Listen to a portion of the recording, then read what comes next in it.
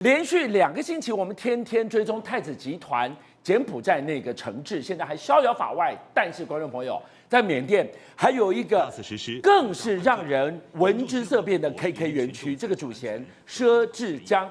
这段画面是你看到他从泰国被引渡回中国，偏偏被人发现，怎么泰国登机，中国下飞机？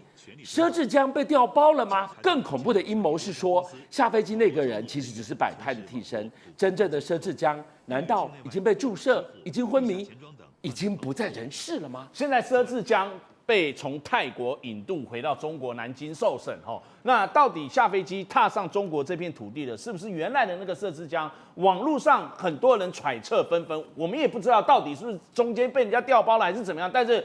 听我说来，到底佘志江发生了什么状况？你要知道 ，KK 园区的这个电信诈骗主谋一直是这个中国急于这2-3年来想要把他这个送回国受审的这样的一个最大的这个诈骗主谋，他现在终于押解到他了。他登机前，你有没有看他一抹了这个神秘的微笑，似乎一副毫不在乎的样子？上飞机的时候，在泰国的曼谷机场上飞机时还仍然微笑，但是下飞机的时候截然不同。双腿就有点发软打颤的那种感觉哦。你这是在上飞机前在泰国被押解的那个表情，而且当时没有戴口罩，直接的全脸就是这样露出。所以今天这个佘志江对台湾民众来讲，看瓜的人来讲，简单我们只看一件事：你好大的胆子，你居然敢对着国际媒体抖出中共的内幕！你好大的胆子，居然去抖出了 KK 园区背后有中国官方势力的介入，那你死定了。今天你死定了！你如果真的被押解、被引渡回中国的话，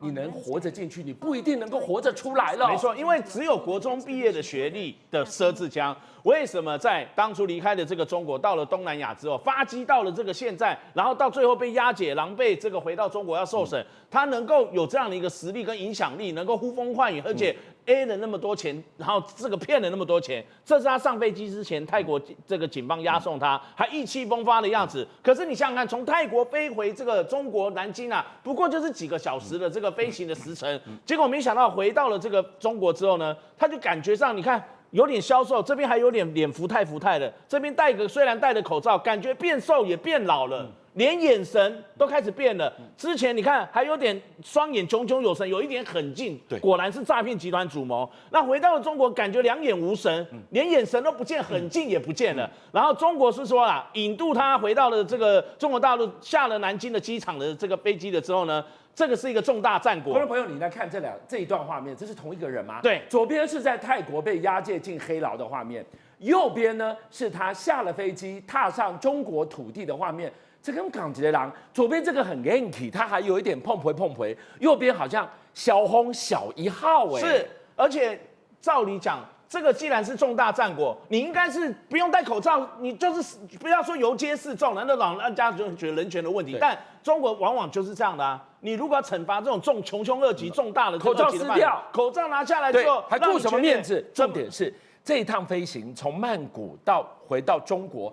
5个小时的飞行，一个人会从这样小1号，不太合理所以网络上很多的这个网民就扮演了键盘柯南，网友就讲说，你看这是佘志江他侧脸的这个模样，戴着口罩，神情有点憔悴，很累的样子。那可是呢，你看起来跟原来在东南亚一直躲避中国追捕的这个佘志江，甚至当时以慈善公益来包装的这个佘志江，完全是不同类型怎么查呀贼？而且还有网友他在网络上看到那些影片开始就去怀疑说，为什么佘志江下飞机的这个走出机舱门，在楼梯上步伐有点猫腻？我再来给大家仔细看这画面，你们看他的脚，他的左脚下楼梯似乎是踢一下，才能踩下一阶。记不记得告诉我，就这个动作，网友抓到了猫腻，正常人不会这样走。所以网友是说，怀疑他的脚是不是这样子有点不自然，然后走的时候这样子才会这样踢一下，怕他反抗，然后这个发作，然后用这个镇定剂之类的药物去注射到他的这个身体里面，以致他下飞机的时候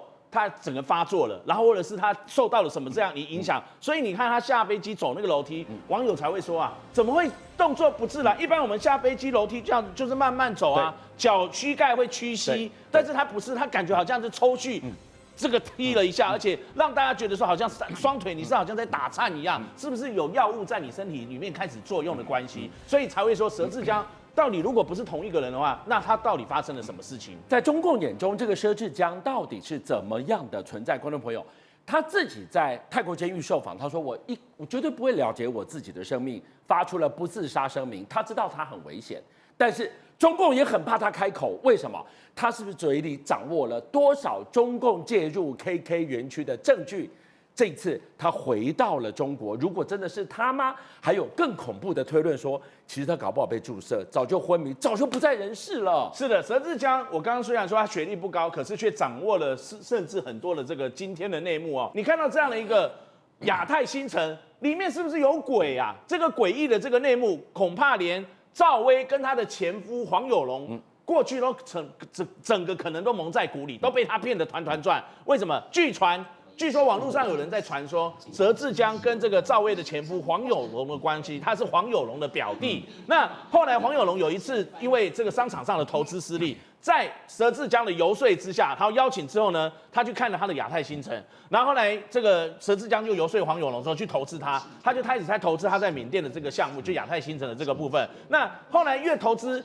还是没有好转。那开始其实佘志江还是不断的这个游说这个黄有龙，黄有龙就越陷越深。那一直到佘志江入狱之后呢，黄有龙已经来不及了，他在泰国被抓了，你这时候投入的东西你也拿不回来了，你找谁要啊？那所以也传出来，赵薇当时后来跟黄有龙这个离婚，也是为了在这个事情开始去切割他。好，我就问你哈，就是说在中国跟泰国这两国的外交的画帕拉看的过程当中。到底佘志江是怎么样的一个存在？越讲我越觉得他被带回中国，被遣返回中国，被引渡回中国是被记齐了。你要想想看，这个之前佘志江在泰国一直在躲中国的，要跟这个泰国双方引渡要回去受审了。那佘志江为了不想回去，就在泰国拼命的去提上诉，一直在他吓死了，对，回去会没命他真的很紧张啊。那一直说什么引渡法违宪啊，这个违反这个宪法，也被泰国的法院驳回。再加上现在正值泰国的国王第一次访问中国大陆，那引渡佘志江不就成为要献给中共中南海你这些高层的一个大礼，献给习近平的一个大礼啊？那所以佘志江，你在这个泰国，你在那边卖惨之后，在监狱怎样受到不人道的待遇也没有用，泰国的这个法院也不站在你这边。我问你哦，为什么北京这么害怕他开口？他到底这个佘志江曾经跟中共公安部、国安部走在这么近，他们是战略伙伴的关系，后来撕破脸，他到底知道有多少不能闻问的秘密？这个秘密就在于说，传出来网络上有人传言说，佘志江在这个泰国的狱中啊，曾经拍视频、拍片，抖出来中南海的这个秘辛。他有一次机会拍到了这个视频之后，他就录制下来说，他公开承认说，他自己的背景就是以前中共的这个国安部他的一个以前的干员，然后他是身上带有任务的，那受到了这个中共的这个下令，最后呢，没有想到开始去勾陷他，然后也开始去迫害他，所以他做了间谍之后，他接触了很多的这个事情，也知道了很多内幕，包括菲律宾的前这个地方的市长郭华平的一些东西和机密档案，他都有。哇，那这个牵动了很多的这个敏感神经啊。那甚至他传出来说，他也知道中共国安部和“一带一路”之间的一些相关的机密。那这些东西，他曾经据传都把他这个拍下来。这个我们之前听说过，老共他们当时在拓点“一带一路”的时候，都是带着他。对，也就是说，他们如此的紧密，他当然知道最多。导播，你再给我看一次那个双分割的画面。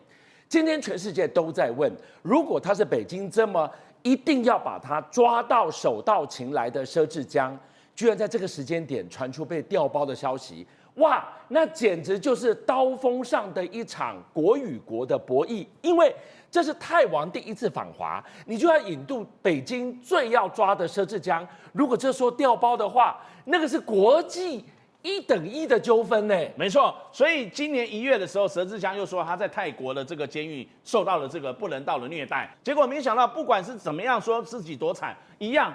你是不是因为掌握了这些东西，你现在在卖惨不止没用啊，甚至你回到了中国受审，因为你就是要犯，可能必死无疑啊。普发1万之后，这笔钱拿来国旅好不好？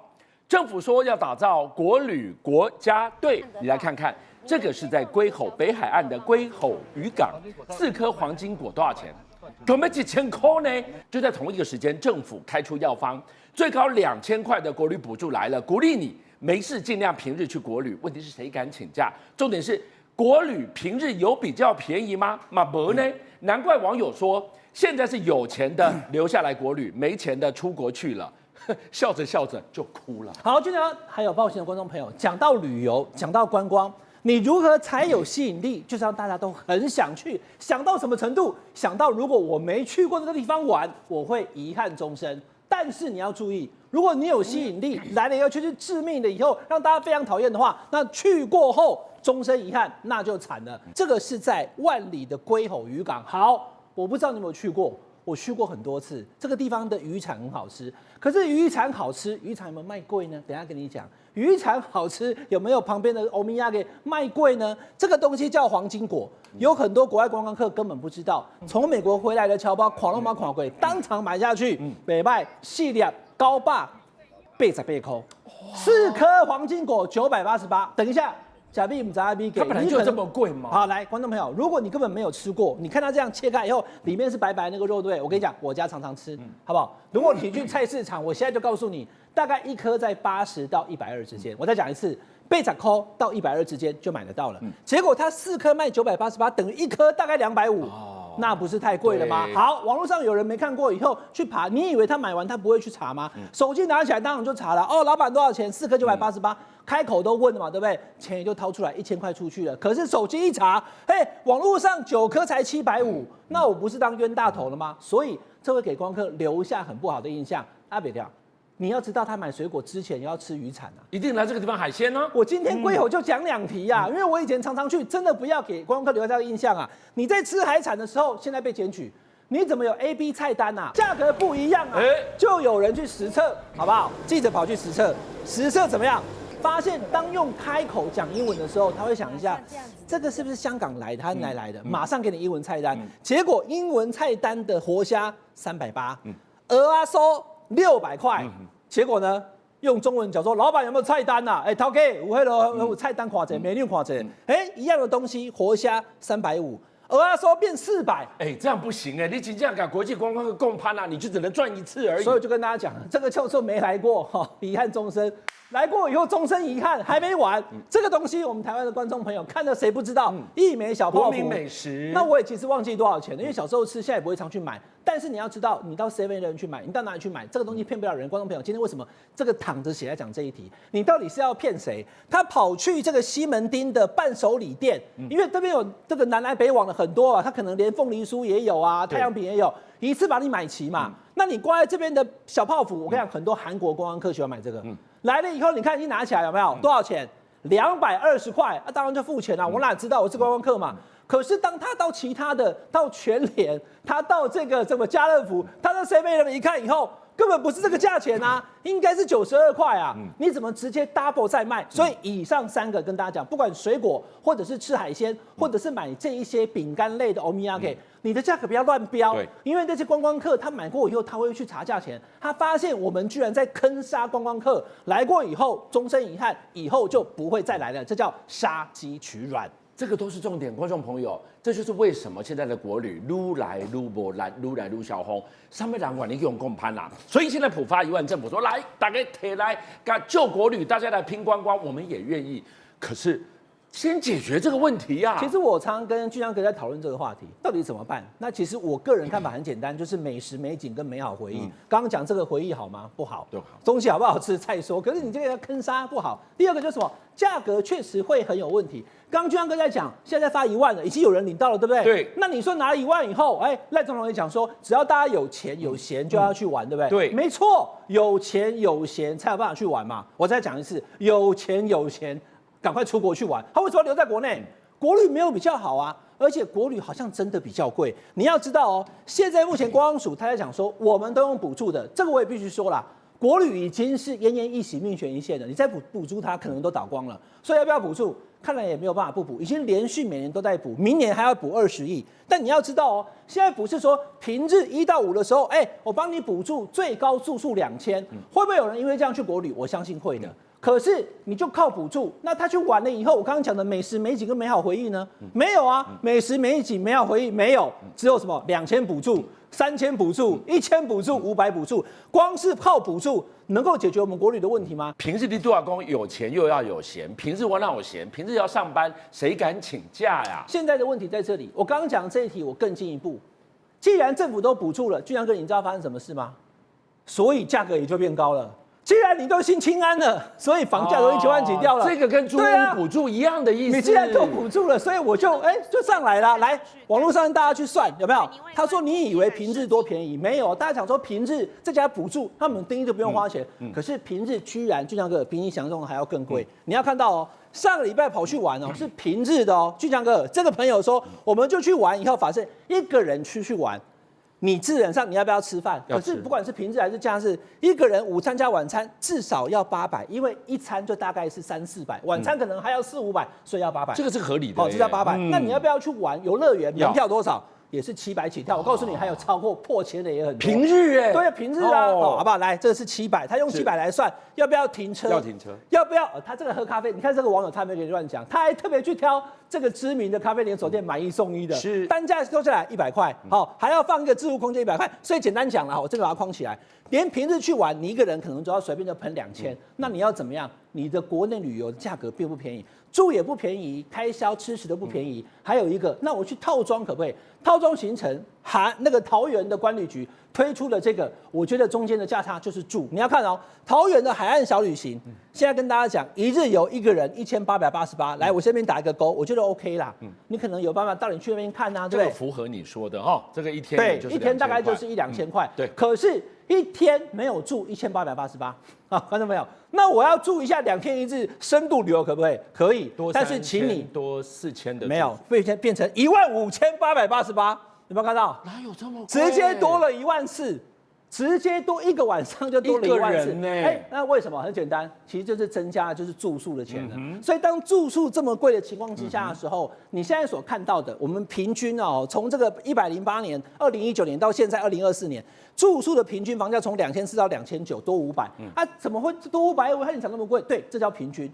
可是平均之后，真正有一些可能是3星级以上、4星级的，它的房价贵到很多人觉得说，跟日本一比以后，我们的房价这么的贵，所以很多人即使我说有拿到钱，他可能都选择去日本、韩国、越南旅游，他没有留在台湾。那你国旅怎么救？大家一样不要留下来，等到那个2000块的补助结束以后，或者是补助已经发完以后。你国旅一样在那边奄奄一息，所以你一定要提升你整个品质，才有可能将观光客留在台湾。总统在旅展的时候特别提出了，伟汉带我们看一下，就是开出药方，就是要组这个旅游的国家队来救国旅。国家队是万灵丹吗？国家队现在目前看起来，你一定要把我刚刚所讲的那3个重点都纳进来，否则你只有把这个补助。或者是说呢，对于观光客国外的，有一种是吸引国外观光客来啊，然后也跟你一样有这种零花金干嘛的，所以国家队一直在想个方法，可是你就参考其他国家做什么就好了嘛。我们的国家队参考日本、参考韩国、参考越南，其实就近这3个就好了，因为这3个真的是我们可以去借鉴的。为什么他们观光客那么多，尤其是日本？我们台湾的旅游都贵的情况之下的时候，有的人会选择去冲绳啊，或跑到其他地方去。所以你要知道了，我们现在要救国旅，一定要把整个的品质提升。你不可以再有刚刚那一种水果去坑杀，买欧米茄去坑杀，房价非常贵，平日非常贵，都靠补助是无法吸引人的，必须从根源改起，才有可能吸引国外的观光客，还有将台湾的民众留在台湾旅游。好，我们听伟汉讲到这个地方拼国旅，大家您觉得台湾的观光惨是为什么？因为天灾接二连三吗？来，导播给我们看这段画面。我们现在看到是哇，仿佛结界一般。这一次宜兰被淹惨了，但这个 Villa 等级、行馆等级的旅宿，你看看围起来里面一滴水都没有，干的，外面简直是淹惨了，像不像诺亚方舟？但接下来旺哲要来告诉大家，台湾的观光差，不要牵拖天灾，真正的灾难是一个字：贪。为什么这么讲？我们就看到。刚刚这个宜兰，全台民宿密度堪称最高的地方，你知道吗？居然3天2夜的这个民宿，9万块哦，很贵吧？居然被嫌到脏的跟废墟一样。绿岛像一艘船游来游去，够有特色。为什么抨击是唯一进步的？只有5星级的厕所而已。对，这几天因为台风的关系哦，宜兰下起了非常大的大雨，那很多地方都淹水淹成一片。结果呢，大家看这画面非常震撼，这个是宜兰的这个全月楼行馆哦，哇，仿佛就像诺亚方舟一样，旁边淹水淹了一块，它像是孤岛一样，完全没事。而且大家仔细看哦，它的地板它的这旁边基本上感觉都是干的感觉，根本好像没有被水沾过一样。但是旁边汪洋一片，你看旁边的水势高低已经淹到大概半个这个电线杆这么高了，可是你看它完全没事。导播，你来看这张照片，我们回来这张照片，你看到没有？这个是一个空拍图，是，这是什么？他们的造景，一个太极的形状。如果这个是风水密码的话，哎，真的是法力无边呢。它等于是镇住了那个地方哈，所以你看呢，当地的旅客呢，在那个全月楼里面呢去旅游哦，非常的安全。没有啦，其实他们靠的是防水闸门呐。好，我们现在讲的就是说，在整个宜兰这一次风灾淹得很惨，这个地方水一点没有进去，但是我们看到另外一间可以说是在宜兰最南方的苏澳旅游界的扛把子烟波饭店，哇，这下可是重重的一拳呐！苏澳的烟波饭店在宜兰非常有名，很多人去宜兰玩都会选择来住烟波饭店，但没想到呢，这次的大雨，哇，水淹进来了，连地下室的停车场就像这样子画面一样，变成瀑布，汪洋一片，淹到那个车子大概半个轮胎这么高，很多车子20几辆当时停在这边都变成了泡水车，损失啊，大家算一下，大概到2000万左右，吓死人了。在苏澳它有冷泉，已经唯一难得有特色的地方，它可以集稀客，可偏偏这个烟波饭店又是放眼整个宜兰堪称最敢给钱、最能留人、最能吸客的超强磁铁啊！你要知道，烟波集团呢，在整个2023年，它全台破了32亿的营收，那平均住房率来到了85%左右，全台平均住房率85%。那光是宜兰馆就这个馆哦，宜兰的馆呢，年均的住房率高达了70%。可是重点是，人家住房率高，他薪水给的也不错，尤其这些房务工作人员，他给的薪水大概都是53000到6万5左右，其实跟一般的房屋的这些工作人员薪水相对来说比较高，而且年终还最高发到6个月。这个烟波撑起了苏澳的旅游，苏澳的旅游撑起了宜兰旅游，宜兰旅游撑起了台湾的国旅，哎，整个化学变化是这样啊。是前几个礼拜我们在报新闻讲说那个双十国庆的那个连假，大家还记得吗？当时住房率是谁撑起来？是马祖撑起来，马祖当时有70%的住房率。对，好，如果我们扣掉马祖来算的话，第2名，那也是全台湾省第一的话，那就是宜兰县了。宜兰县当时的地房率来到了64%啊，高于这个平均地房率52%，将近10个%。所以你要知道，全台的地房率有一半，我可以这样讲，都是宜兰撑起来的。所以宜兰的地房率这么高是事实，但问题是现在出现这样的情况，政府呢跟相关单位是不是要想办法来救他们，好让这个宜兰的观光能够起死回生，能够复活，来接下来迎接我们的耶诞年假，包括接下来的跨年假期，这才是最重要的事情。宜兰还有一个特色是什么呢？它的民宿是全台湾最多的，在这个地方民宿，我给大家看了一个数字哦，它已经突破了8000间，什么概念呢？在这个地方民宿，你有没有可以供民宿有开熊哦？你进到了宜兰民宿，我们就来看看，你得肯定有共攀啊，你得家有玩这种共攀啊。对，我刚刚讲说跨年快到，那有很多年轻朋友呢想说啊，跨年我到宜兰去跨年好了，我用包栋的方式找了一群人呢，20几个人到宜兰包栋，结果呢，俊亮哥你知道吗？价格一问，2个晚上你猜多少钱？13万，13万呐，平均1个晚上就要6万5了。恐惧没有？大家想说，哎呦，怎么那么贵？你是不是在反问那个这个民宿业者说，是不是你喝醉了？因为过去他包栋只要1万块钱，那这个时候突然你因为廉价的关系变成13万，那你是在坑杀我们这些想要去跨年的朋友吗？所以引发这样的讨论。那另一个点呢，还有说，教师节啊。9月份的教师节连假的时候，大家想说计划出游，结果呢，他说，那我帮朋友找宜兰包栋的民宿，14个人，好，那也要包2晚。俊亮哥，你知道多少钱吗？比刚刚更贵哦，要51万，2个晚上要51万呢。这是什么概念？大家想说我是去住杜拜的帆船酒店吗？还是说怎么样？现在只有玩国旅的才是有钱人玩得起嘛？大家说我今天不是来包栋，我是来包山的。一个山要51万，可能大家也吞下去。可是问题是你只有包栋2天要51万，真的太高了。花钱可以买得到品质，那就看个人了。问题是花钱还买不到品质，你才气呀！这个也是在宜兰发生说，有民众说，我去3天2夜去包栋，结果呢一打开这个民宿，吓死人了。他花了9万块3天2夜一打开门发现，怎么桌上、怎么椅子、怎么床上都是灰尘甚至还有看到地上还有那个昆虫的尸体跟排泄物。他想说到底有没有人来打扫？结果呢，他说他住2天这个民宿业者连毛巾都不给他换。你照理说你住完1天之后，隔天housekeeping 一下，会整理一下毛巾，结果呢毛巾都不给他换，甚至只有给他几包卫生纸。那讲说这个住的品质能不能？那吃可能要吃好一点嘛，毕竟他2个晚上花了9万块钱，结果呢晚上来的外汇跟热炒店一模一样，只给他10道菜，那30碗白饭，他怎么白饭给我那么多干嘛？你热炒只有给我10道菜而已，那后来没有啊，他另外收到一包什么？大家看画面，那一袋就是鸡屁股啊。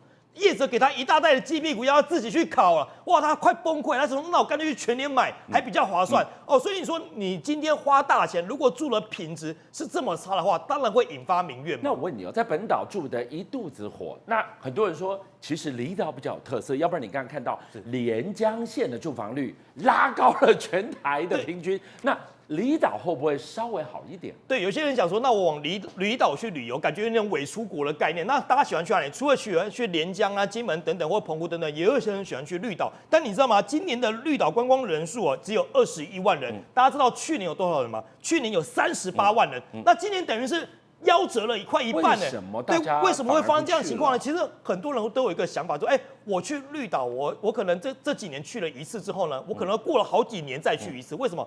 缺乏特色嘛，就你怎么去，好像千篇一律都是这样子哦，看看这些景观啊，看完就没了，没有故事性的包装，你留不住客人。没有说，我希望能够1刷、2刷、3刷，我每年都来绿岛，留不住客人，所以变成这样的情况。那大家说，那绿岛到底有什么进步？有啊，公共厕所有进步啊，只剩厕所，只剩厕所，对，从原本3颗星的厕所，现在变成5颗星的厕所，哦，看起来只有厕所进步，所以相关单位也要来检讨啊。台东的观光看起来今年跨年有阿妹，看起来是不错，可是绿岛的观光也需要相关单位用故事性，用更多行销来包装一下，让更多的台湾民众能够到绿岛去一起观光。国旅其实已经沉寂好一段时间，有办法因为全民普发1万点火，跟着雨露均沾吗？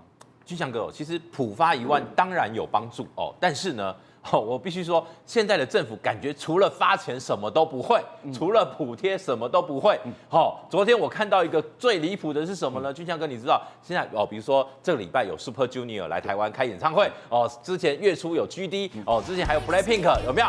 那这个呢，高雄引以为傲的演唱会经济，结果呢，我们的交通部长说呢，明年开始要把这些大型国外来开的演唱会要保留门票给外国人哦，要结合所谓的国旅哦，要让这些外国旅客来看演唱会哦，顺便去玩哦。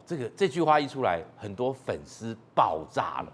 台湾的粉丝会说：“我车价都没搞啊，我们自己抢票抢得要命。”我告诉你，这礼拜又开始叫感谢季，就是说，如果你之前你有参加过。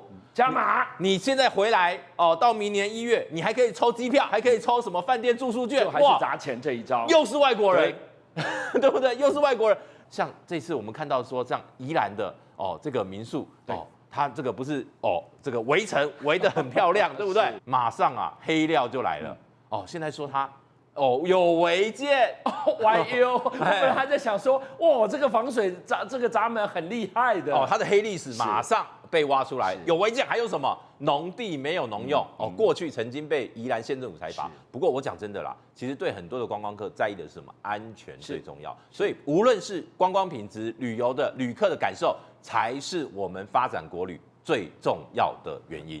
57报新闻的所有好朋友，君相又来了，谢谢大家，是你们的订阅数加持了我们，让我们在4月6号中午过后破100万了。多不容易！你知道每一天晚上9点到11点，他在播的时候，我要盯着直播人数升还是跌。一觉醒来，我要去看有多少人来点阅。一段时间，你们给了我100万的订阅，真的无限感激。最后，我要跟大家瞪眼看，再一次谢谢你们大家，同时请介绍更多好朋友来支持57报新闻。俊相还有优秀的57报新闻团队会继续为大家每一天挖真相。Come on, come on, come on.